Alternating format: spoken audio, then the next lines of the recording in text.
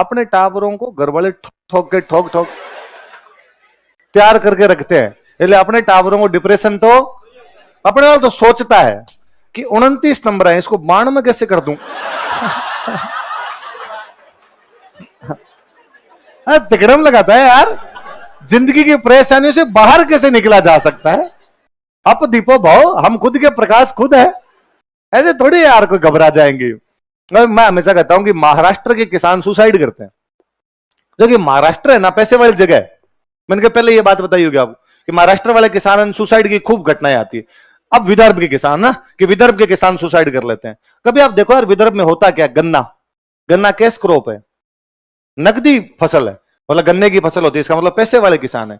पर होता क्या 5 साल होती है, 1 साल नहीं हुई तो उनको बड़ा झटका लगता है, अरे यार कुछ ही नहीं हुआ इस बार तो हमारे, और वो कोई ना कोई इस प्रकार की कैजुअलिटी वहां पर हो जाती है। आप पश्चिमी राजस्थान देखो, 10 साल कुछ ही नहीं होता, 1 साल राम जी राजी होते हैं, और उसमें राजी है, अरे बाजरी भी लीला ल एकदम, और अब अगले 10 साल तक बाजरी खत्म नहीं होगी, अपने उसमें राजी है। उस बाजरी से जो पैसे आए बनियान के अंदर वाली जेब में 10 साल तक सुरक्षित है। मार भले दे आदमी किसी को, मरे नहीं। तो अपने परिस्थितियां अलग है, नियम सामाजिक मूल्य देश काल परिस्थितियों के अनुरूप होते हैं। वो यूरोपियन परिस्थितियों का अनुरूप है कि वहां बच्चों पे दबाव होता है, तो वहां कहा गया कि इन बच्चों को फेल ना किया जाए, इन बच्चों को पंपोड़ के राजी रखा जाए। हाथ पैर पैर राजी रखो, वरना आप यहां जितने, हमें बच्चे के जो मन में है वो करने दिया जाए। मैं कहता हूं अपने यहां जितने बैठे ना, इंक्लूडिंग मी, अपने को बचपन में कहा जाता है कि जो तेरे मर्जी है वो कर ले, तो अपने एक काम जो सबसे पहले करते वो है पढ़ाई छोड़नी।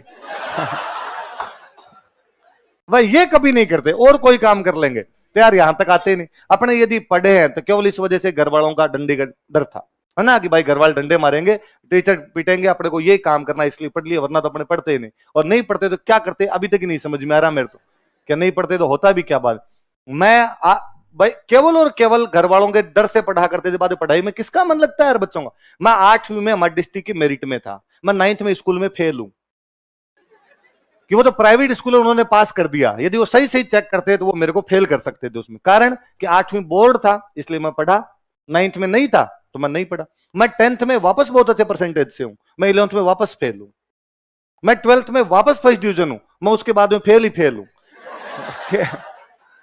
क्योंकि घर वालों का जब तक दबाव था, घर वाले कहते बोर्ड है बोर्ड पर कितना प्रेशर डाल देते हैं, ये बोर्ड है पढ़ो, तो उस प्रेशर को अपने भी फील होता था। मैं 10th में अकेला रूम लेके रहा करता था, तो भी मुझे याद है मैं सुबह 4 बजे उठ जाता, कि कोई उठाने वाला नहीं, क्योंकि वो खुद में ही होता कि सैटरडे घर पे जाता तो घर वाले कहते बोर्ड है इस बार पढ़ रहा है कि नहीं पढ़ रहा है, बोर्ड है इस बार पढ़ रहा है, तो अपने आप 4 बजे अलार्म भी लगाता, खड़ा भी होता, खुद ही खाना बनाया करते थे, खुद ही वहां पे रहा करते, अकेले रहा करते थे, पर तब भी ये सब काम कर लिया करते। आप प्रेशर लोगे तो प्रेशर फील होगा, और वरना अपने टाबर को यदि कह देंगे तुम प्रेशर मत ले अपने, तो वो घर वालों पे प्रेशर दे देगा थोड़े दिनों में बाद में। ये फर्जीवाड़े हैं कि बच्चे के जो मन में है वो करने दिया जाना चाहिए, नहीं, बच्चे को समझाया जाना चाहिए क्या करना है। क्या वो थे कि छोटे ऊ की मात्रा और तो हमेशा लोग कहते हैं मैथ्स में पूरे आते हैं, मगर अपने वाले मास्टर तो मैथ्स में भी पूरे में से पूरे नहीं देते।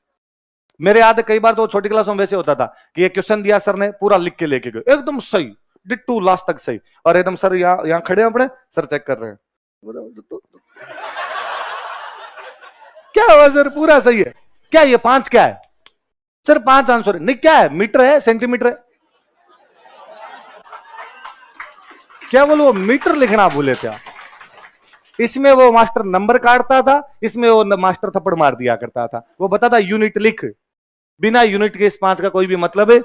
तो मैथ्स लोग ना मैथ्स में तो पूरे में से पूरा जमा, हमारे तो वही नहीं है, उसमें भी कभी ना कभी 2-4 नंबर किसी ने काटे ही होंगे, तो बाकी सब्जेक्ट में तो आने का मतलब ही नहीं होता था। आजकल जब सब में 100 में से 100 है तो हिंदी में 100 में 100, कि सुमित्रा नंदन पंत की निम्नलिखित उपन्यास को सप्रसंग व्याख्या कीजिए, और आपने व्याख्या कर दी, इसका मतलब सुमित्रा नंदन पंत आपके पूरा समझ में आ गया।